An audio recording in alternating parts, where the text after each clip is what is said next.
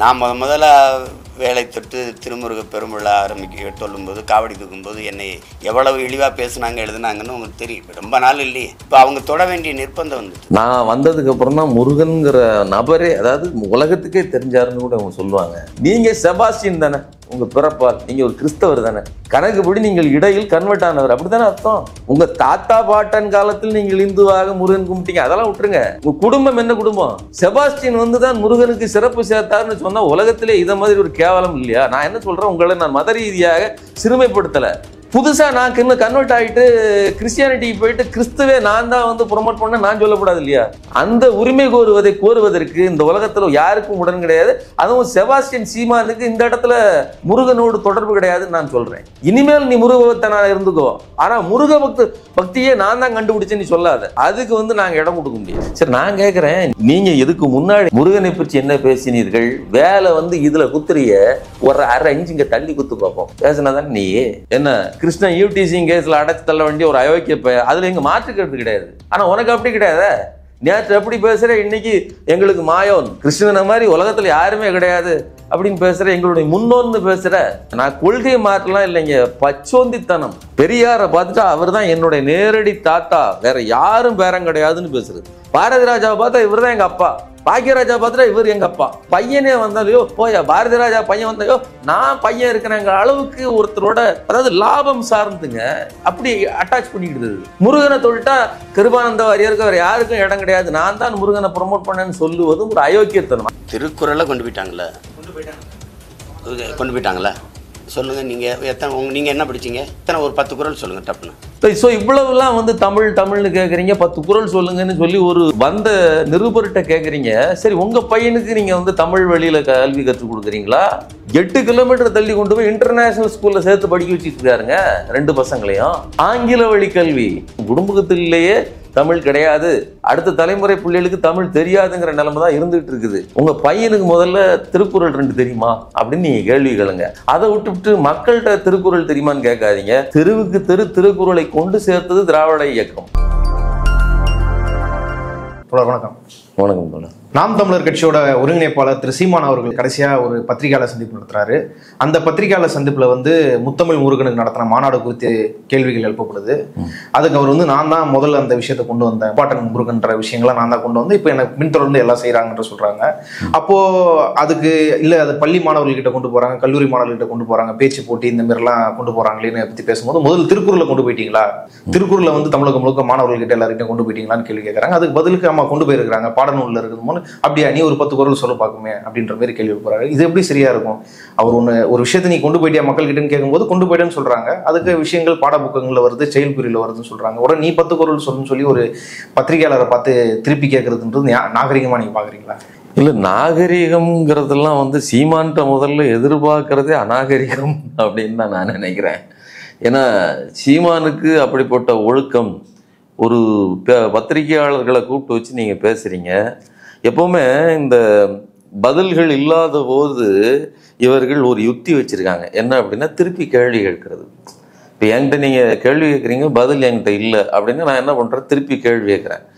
இப்போ பத்திரிகையாளர் சந்திப்பு என்பது அவர்கள் அந்த, அதாவது என்ன சொல்றதுன்னா, இருக்கிற பிரச்சனையிலிருந்து உங்களுடைய டீட்டெயில்ட எக்ஸ்ட்ராவா ஒரு கேள்வியை போட்டு வாங்குறது அவர்களுக்கு வேலையே. அப்போ அதுக்கு என்ன பதிலோ அதை தான் நீங்க சொல்லணும். ஆனா இவர்கள் அண்ணாமலையா இருந்தாலும் சரி, அல்லது இவராக இருந்தாலும் சரி, அல்லது ஹெச்ஆ யாராக இருந்தாலும் சரி, எதிராளிகளை, அதுவும் கேள்வி கேட்கிற பத்திரிகையாளர்களை துச்சமாக, ரொம்ப கேவலமாக நினைத்து கொண்டு அவர்களை வந்து ஒரு மட்டம் தட்டி விட்டுருக்கிற வேலையை, போ உனக்கு என்ன தெரியும் அப்படிங்கிற கேள்வியை மாற்றி. இதில் நீங்கள் நல்லா கவனிங்க. போன இதில் வந்து நான் வந்து கஷ்டப்பட்டு ஒரு கொள்கைக்காக நின்றுட்டு இருக்கிறேன். நீங்கள் வருண் அவர் வந்து விமர்சிச்சுட்டாரு, இல்லைன்னா இவங்களுக்குள்ள அமைச்சிட்டு அப்படிலாம் கிடையாது. பத்திரிகையாளர்களே போன சந்திப்பில் என்ன சொல்றாப்புல, நான் வந்து கொள்கைக்காக போராடிட்டு இருக்கேன், நீ சம்பளத்து வாங்கி வேலை செஞ்சுட்டு இருக்க. அதாவது பத்திரிகையாளர்கள் அவர்களுடைய பணிக்கு சம்பளம் வாங்குகிறார்கள். இது எல்லா மனிதனும் அதுதான். அவனுடைய உழைப்புக்கு சம்பளம் வாங்குகிறான். நீ என்ன செய்யறங்கிறதான் கேள்வி. இந்த நீ என்ன செய்யறங்கிற கேள்விக்கு நீயே பல இடங்களில் பதில் சொல்லியிருக்கிற. நானே பல இடங்களில் பிச்சை எடுத்து கொண்டிருக்கிறேன் அப்படின்னு சொல்லியிருக்கிற. அதே மாதிரி அவர் என்ன சொல்லியிருக்கிறாரு, எனக்கு பணம் இல்லை அப்படின்னு சொன்னால் நான் வந்து அண்ணன் சுந்தர் சிக்கு ஆள் அனுப்பி விடுவேன், அவர் உடனே ஒரு 1,00,000 போட்டு விடுவார் அப்படின்னு சொல்றது. நான் ஒரு பிச்சைக்கார பைய அப்படிங்கிற வார்த்தையை மீண்டும் மீண்டும் பொது வெளியில் பதிவு செய்கிற நபராக நீங்கள் இருக்கிறீர்கள். ரெண்டாவது, ஒரு இண்டோர் மீட்டிங், அதாவது செயற்குழு கூட்டம் கூட்டினாங்க. கூட்டிட்டு பக்கத்துல வச்சுக்கிட்டு வந்து இவர் சாட்டை துரைமுருகன் சொல்றாப்புல, அண்ணன் வந்து மாவீரர் தினத்துக்கு 15 பேர்ட்ட பிச்சை எடுத்தாரு, நான் தான் வந்து பக்கத்துல இருந்தேன் அப்படிங்கிறார். அப்போ மாத்தி மாத்தி, அதாவது நீங்க திரள் நீதி வாங்குகிறோம், பல பேர்கிட்ட காசு வாங்கி தான் நாங்கள் வந்து இதை வந்து கட்சி நடத்துறோம் அப்படி சொல்றது வேற. நாங்க பிச்சை எடுக்கிறோம் ஆமான்னு சொல்லுகிற ஒரு கூட்டம் இது. நான் பிச்சை தான் எடுத்துக்கிட்டு இருக்கேங்கிறதும், நான் ஒரு பிச்சைக்கார பையன் மீண்டும் மீண்டும் மக்கள் மத்தியில் ரெஜிஸ்டர் பண்ணது நீங்க தான். சரிங்களா? அப்ப நம்ம என்ன சொல்ல வர்றோம் அப்படின்னு சொன்னா, உங்களை நீங்கள் தரக்குறைவாக கேவலமாக பேசிக்கொள்வதற்கு உங்களுக்கு உரிமை இருக்குது, ஆனா பிறரை பேசுறதுக்கு உரிமை இருக்குதா? அந்த கேள்விதான். அந்த அடிப்படையில் நீங்க வந்து ஒரு கேள்வி கேட்கிற நபர்களையே வந்து இழிவுபடுத்துறது தான் அவருடைய பாணி. அதனாலதான் நீங்க காரணம் வந்து அவருக்கு பதில் தெரியலன்றதான் நினைக்கிறேன். பதில் தெரியலத, அதுதான் பதில் தெரியலங்கிறது மட்டும் இல்ல, இன்னொன்னு திருக்குறள்ல நீங்க கொண்டு போய் சேர்த்துட்டீங்களா அப்படின்னு கேக்குறீங்க இல்லையா? இந்த திருக்குறளை கொண்டு போய் சேர்ப்பதற்காக எவ்வளவு முயற்சிகளை பிரயத்தனங்களை இந்த திராவிட அரசு, அதாவது திராவிட அரசு இன்னைக்கு உள்ளது இல்லை, பொதுவாகவே திராவிட இயக்கம் எவ்வளவு இயங்கி இருக்குது. தனித்தமிழ் இயக்கம் தமிழ்ல இருக்கக்கூடிய சமஸ்கிருத வார்த்தைகளை தூக்கி பொறுக்கி தூர வீசுறதுல ஒரு பெரிய வேலையை செய்ததுல எந்த மாற்று கருத்தும் கிடையாது. ஆனால் ஒரு இயக்கமாக எவ்வளவு செய்ய முடியுமோ அதை விட ஒரு அரசாக இருந்து இம்ப்ளிமெண்ட் பண்ணும்போது பெரிய வீழ்ச்சி அது ஏற்படுத்தும். பெரியார் அவர்கள் 1949 ஜனவரி 15-16 வந்து திருக்குறள் மாநாடு நடத்துறார். அதுக்கு முன்னாடி திருக்குறளை பற்றி இவ்வளவு பெரிய பிரம்மாண்ட மாநாட்டை நடத்தியது யாருமே கிடையாது. அதுக்கு பிறகு ஆட்சிக்கு வந்த கலைஞர் தொடர்ந்து திருக்குறளை ப்ரமோட் பண்றதுக்கு எல்லா வேலையும் செய்றார். அவர் தான் குறளோவியம் எழுதினது. திருக்குறளுக்கு, திருவள்ளுவருக்கு ஒரு வடிவம் உண்டு அப்படிங்கிறத டிசைன் பண்ணதே இந்த திராவிட அரசு தான். அண்ணா காலத்துல தான் நிர்ணயிக்கப்படுகிறது. மு வரதராசனார், கலைஞர் எல்லாரும் உட்கார்ந்து தான் அதை வந்து இப்படி ஒரு வடிவம் இருக்க வேண்டும் அப்படின்னு ஒரு உருவத்தை கொடுக்குறாங்க.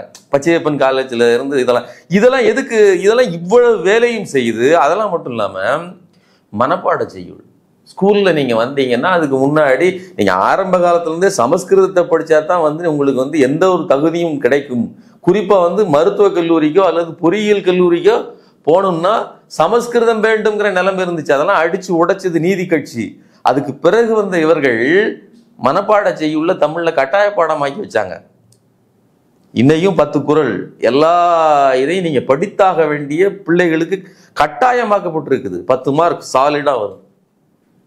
அது மட்டும் இல்லாம சரி, அங்க முடிச்சிட்டீங்க, ஸ்கூலுக்கு முடிச்சுட்டு வந்துட்டீங்க, ஒருவேளை பள்ளிக்கு செல்லாதவர் அல்லது 3ஆம் கிளாஸ் 4ஆம் கிளாஸை தாண்டி அடிப்படை கல்வி தவிர நீங்க படிக்காதவரா இருந்தா நீங்க ஒவ்வொரு பஸ்ல ஏறும் போதும் யாகாவார் ஆயினும் நாகாக்க, கனி இருப்ப காய் கவர்ந்துற்று, இனிய உளவாக இன்னாத குரல் கனி இருக்க.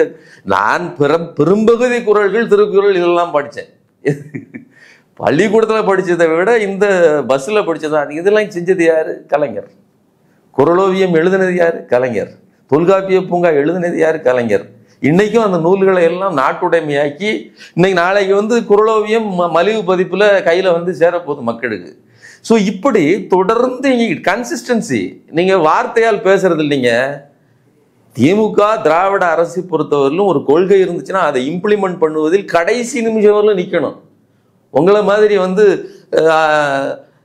நீர்வளம் அழிக்கப்படுகிறது, நிலவளம் அழிக்கப்படுகிறது, மலைகளை குடைஞ்சி எடுக்கிறாங்கன்னு சொல்லிட்டு அடுத்த நிமிஷமே போய் பிஆர்பி பழனிசாமிகிட்ட டீலிங் முடிச்சுட்டு வர்றதோ அல்லது மணல் திமிர மாஃபியா வைகுண்டராஜன் கல்யாணத்தில் அப்படி கலந்து வெரி குட்ண்ணே சூப்பர்ன்னு சொல்லிட்டு கை கொடுத்துட்டு திரள் நிதியை வாங்கிட்டு வர்றதோ அல்ல. திரள் நிதி கூட கிடையாது அது. இப்படிப்பட்ட அயோக்கியத்தனத்தை நீங்க செய்றீங்க. அப்போ ஒரு போராட்டமே செய்தாலும் கன்சிஸ்டண்டா கடைசி வரை நின்று அதை முடிக்கணும். அதை செய்யறதில்லை நீங்க. ஆனால் ஒரு இயக்கம் தொடர்ந்து தமிழுக்காக 1949 தொடங்கி, நான் சொல்றது அது ஒரு புள்ளி தான், அதுக்கு முன்னாடியும் திராவிட இயக்கம் அந்த புள்ளியில இருந்தா இயங்குது. தமிழர் நலன் தமிழ் அப்படின்னு தான். சரிங்களா? அதனால இந்த ஆள் சொல்லுகிறத வைத்து திமுகவையோ அல்லது திராவிடத்தையோ நாம் அளவீடு செய்ய முடியாது. முழுக்க முழுக்க தன்னிடம் பதில் இல்லை, உடனே மாத்தி கேள்வி கேட்பது. அப்போ இருக்கிற அந்த நபர்களையே இழிவுபடுத்துகிற வேலையை, கேள்வி கேட்கிற அவர்களையே மட்டமாக அவர்கள் ஒரு அண்டர் எஸ்டிமேட், நீ யாரு என்னைய கேள்வி கேட்பது, உனக்கு தகுதி இருக்கா அப்படிங்கிற அளவிற்கு அவர்களை முகத்தில் அறைகிற வேலையைத்தான் இவர் செய்கிறார். ஸோ இவ்வளவுலாம் வந்து தமிழ்னு கேட்குறீங்க, 10 குறள் சொல்லுங்கன்னு சொல்லி ஒரு வந்த நிருபர்கிட்ட கேட்குறீங்க. சரி, உங்க பையனுக்கு நீங்க வந்து தமிழ் வழியில கல்வி கற்றுக் கொடுக்குறீங்களா?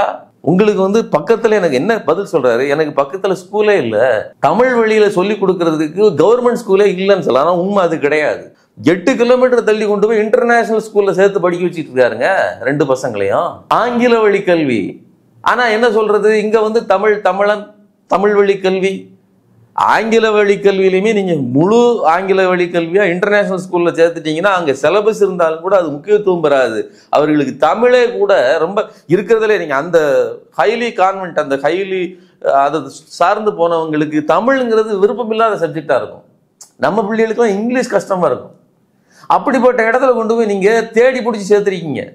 பேரெல்லாம் பிரபாகரன் வச்சிருப்பீங்க, தமிழ் தேசியம்னு ஒரு டைட்டில் வச்சிருப்பீங்க, எல்லாம் சரி. உங்க குடும்பத்திலேயே தமிழ் கிடையாது, அடுத்த தலைமுறை பிள்ளைகளுக்கு தமிழ் தெரியாதுங்கிற நிலைமை தான் இருந்துகிட்டு இருக்குது.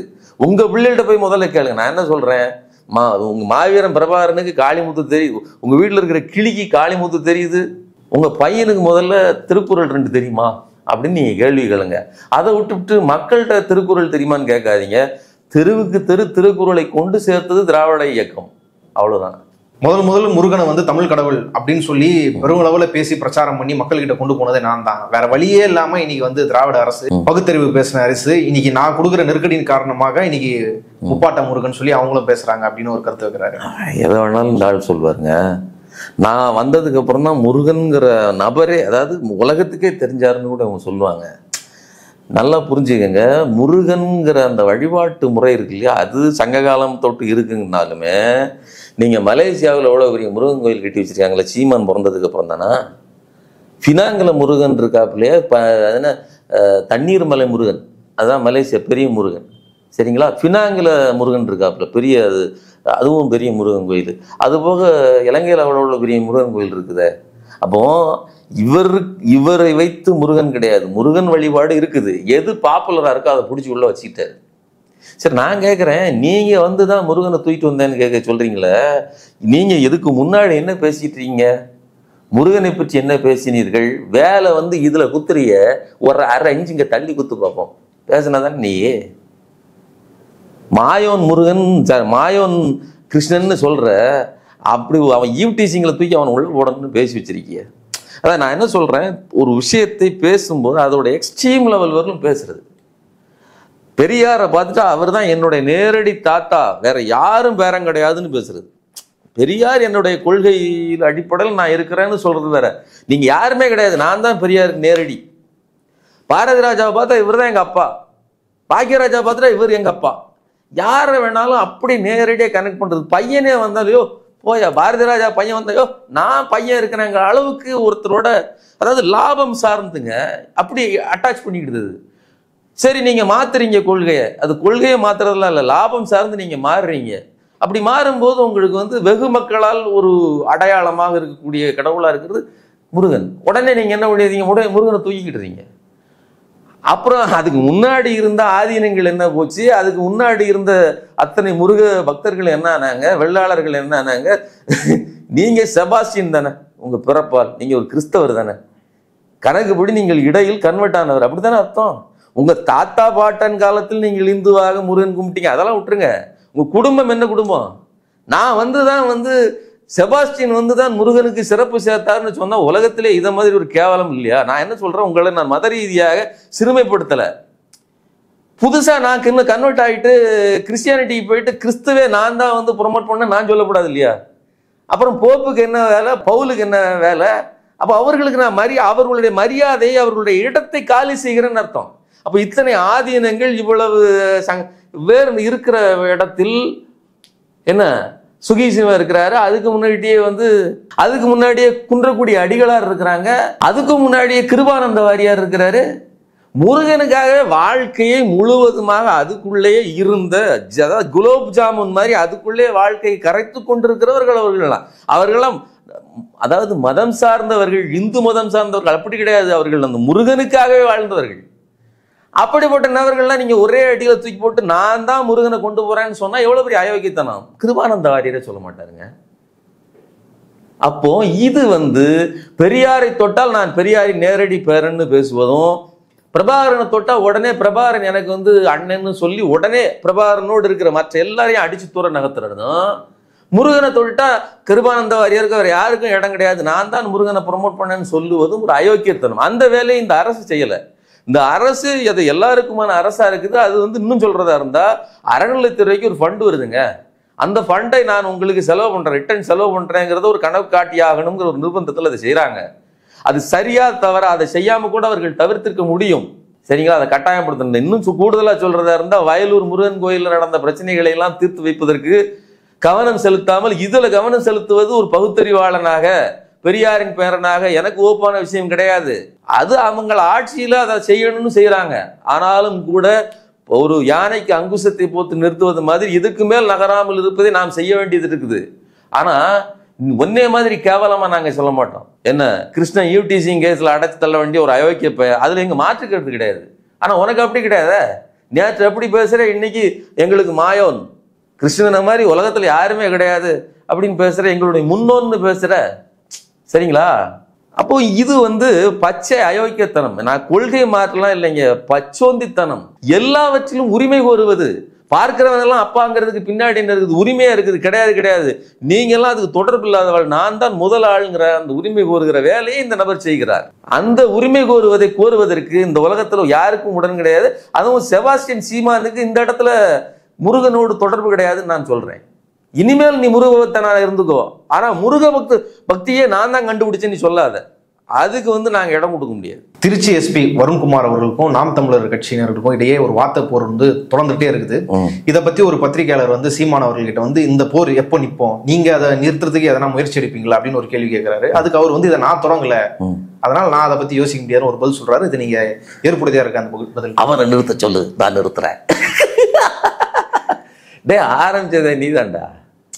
நான் என்ன சொல்றேன், உங்க கட்சியில தான் அயோக்கியத்தனமா எல்லாத்தையும் பண்ணிவிட்டு ரொம்ப பொது மேடையில் பேசுனீங்க, நீங்க வழக்கு வாங்கினீங்க.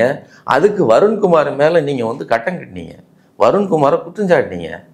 அப்புறம் வருண்குமார் தனிப்பட்ட முறையில் உங்களுக்கு தப்பு பண்ணிட்டாரு நீங்க எப்படி சொல்ல முடியும்? வருண்குமார் ஒரு போலீஸ் அதிகாரி, அவர்கிட்ட கேஸ் வருது. அவர் அந்த கேஸை பண்றாரு. யாரு? சாட்டை துரைமுருகன் மேல போடுறாரு. சாட்டை துரைமுருகனுக்கு வருண்குமார் மேல கோவம் வருது. அப்ப கட்சியை இழுத்து விட்டுறாப்புல. இப்ப கணக்குப்படி பாத்தீங்கன்னா சாட்டைங்கிற ஒரு நபருக்காக கட்சியை கிடந்து அல்லோலப்படுது. இன்னும் கூடுதலா சொல்றதா இருந்தா நீங்களே என்ன சொல்றீங்க, உள்ள இருந்த செல்போன்ல இருந்த விவகாரங்கள் எல்லாம் எடுத்து வெளியிடுறதுக்கு உங்களுக்கு என்ன யார் சொன்னதுன்னு கேட்குறீங்க. நான் என்ன கேட்குறேன், நான் கேட்கல. உங்களுக்கு ஆதரவாளராக இருந்த உங்க கூடையே எப்போது இருந்துகிட்டு இருக்கிற நிறைய பேட்டிகளில் பின்னாடி உட்காந்துருவார் மீசையை முறைக்கிட்டு வியனர் சென்று. அவர் தனியாக ஒரு கட்சி வச்சிருக்கிறார், ஒரு லிட்டர் பேர் கட்சி. இருந்தாலும் அவர் ஒரு பதிவை போடுறாரு. இவ்வளவு ஒலி அதாவது அடுத்தவர்களுடைய உரையாடல்களை பதிந்து செய்ய வச்சிருக்க வேண்டிய அவசியம் என்ன இருக்கு? அவங்க வெளியிட்டுட்டாங்க, யார் வெளியிட்டாங்க, அதை அவர் வெளியிட்டாரு, இதெல்லாம் பேசாத. இத்தனையும் ஏன் ரெக்கார்ட் பண்ணு? பிரஜ்வல் ரேவண்ணாவை அவருடைய செக்ஸ் படங்களை அவரே ரெக்கார்ட் பண்ணி எல்லாத்தையும் அயோக்கியத்தனத்தையும் பண்ணி வச்சிருக்காப்புல. இந்த இதை ஏன் வெளியிட்டீங்கன்னு யார் வெளியிட்டா அது விஷயமா? அது பேசு பொருள் அது இல்லை. நீ பிரஜ்வல் ரேவண்ணா அந்த பெண்களோட என்ன பண்ணினார், ஏன் ரெக்கார்ட் பண்ணி வச்சிருந்தார்? அதாவது குரூரமான மனோநிலை இல்லையா பிரஜ்வல் ரேவண்ணாவுக்கு? பெண்களை துன்புறுத்துவது மட்டும் இல்லை, துன்புறுத்துவதை ரெக்கார்ட் பண்ணி வைக்கிறது ஒரு குரூரமான மனநிலை. மீண்டும் மீண்டும் போட்டு பார்க்கறது. அப்ப அடுத்தவனுடைய வீட்டுக்குள் என்ன நடக்கிறது என்பதை எட்டி பார்க்கிற வேலையை சாட்டை பண்ணியிருக்கிறா. இதுதான் விஷயம். அதுக்கு பதில் சொல்றது கிடையாது. இவ்வளவு அயோக்கியத்தனத்தையும் பண்ணிட்டு என்னை நீங்க அம்பலப்படுத்திட்டீங்கன்னு சொன்னா அப்போ பிரச்சனைகள் எல்லாம் உங்களிடம் இருக்கிறது. இது அம்பலப்பட்டு போச்சு. இப்ப நமக்கு நான் எனக்கு பிரச்சனையா? சீமான் எப்படிப்பட்டவர் எனக்கு தெரியும். சீமான் பிச்சைக்காரன்னு சொல்லி சீமான் சொல்ல வேண்டியதில்லை, நானே சொல்லுவேன், எனக்கே தெரியுமே. என்ன இன்னொன்னு, அவர் பிச்சைக்காரன்னு சொல்லிட்டாரு. யாரு? நம்ம வருண்குமார் என்னை அசிங்கப்படுத்திட்டாரு. நான் நீங்களே சொல்றீங்கிறது மட்டும் இல்லை, திரள் நீதி எல்லா கட்சியும் தான் வாங்குது. திரள் நீதிங்கிறது கேபிட்டல் ஃபண்டிங், அது அந்த கிரௌட் ஃபண்டிங். உண்டியல் குலுக்கி தான் வந்து சிபிஎம் சிபிஐ இந்த இது உண்டியல் குலுக்கிகள்னு மற்றவர்கள் நக்கல் பண்ணுகிற அளவிற்கு உண்டியல் குலுக்கி தான் வளர்ந்தார்கள். ஆனால் அடாவடித்தனமா திட்டங்களை வகுத்துலாம் பணத்தை வசூல் பண்றது எப்படிங்கிறதெல்லாம் நீங்க தான் புதுசா கண்டுபிடிச்சிங்க. 1000 பேரிடம் 1000 ரூபாய் திட்டம், இதெல்லாம் வந்து பணத்தை எப்படி கறக்கணும். ஒருத்தன் பையன் வாரான், உடனே கூப்பிட்டு என்னடா காசு கொடுத்துட்டியா, அவுட் ஆஃப் த பாக்ஸில் அவுட் ஆஃப் த ரெக்கார்டிங்ல சும்மா கேட்கும்போது கூட அதை தான் அவன் வந்துட்டானே, கட்சி எப்படி நடந்துகிட்டு இருக்கு, அங்கே என்ன போய்கிட்டு இருக்கு, அதெல்லாம் கேட்கறது. நேராக பணம் போட்டியா. அப்போ வெளிநாட்டுலையா இருந்தாலும் சரி, உள்ளூர்லையா இருந்தாலும் சரி, தம்பிகளா இருந்தாலும் சரி, யாரை பார்த்தாலும் சரி, அல்லது நண்பர்களா இருந்தாலும் சரி, எனக்கு பணம் கொடு அப்படின்னு பணம் வசூல் பண்றதுக்காகவே ஒரு நிறுவனம் இருக்குன்னா அது நாம் தமிழர் கட்சி தான். அதன் மூலமா ஏதாவது ஒரு கட்சியா இருந்து அது வந்து ஒரு தேர்தலை சந்தித்து அந்த இடத்தில் வாக்குகளை அறுவடை செய்து வெற்றி பெறணும்னோ, அது ஆட்சியை பிடிக்கணுங்கிறதோ அதோட இலக்கு கிடையாது. அதனாலதான் அதை வந்து அந்த விமர்சனத்துக்குள்ளாகிறாங்க. அதனால பிரச்சனையை ஆரம்பித்தது நீங்க தான் முடிச்சுக்கணும், இதுதான் அதோட பதில். ஆனா நான் ஆரம்பிக்கல அப்படின்னு சொல்றதெல்லாம் வந்து அயோக்கியத்தனம். இவ்வளவு நேரம் பல்வேறு செய்திகள் தொடர்பாக உங்கள் கருத்துக்களை பகிர்ந்து கொண்டதுக்கு நன்றி. நன்றி.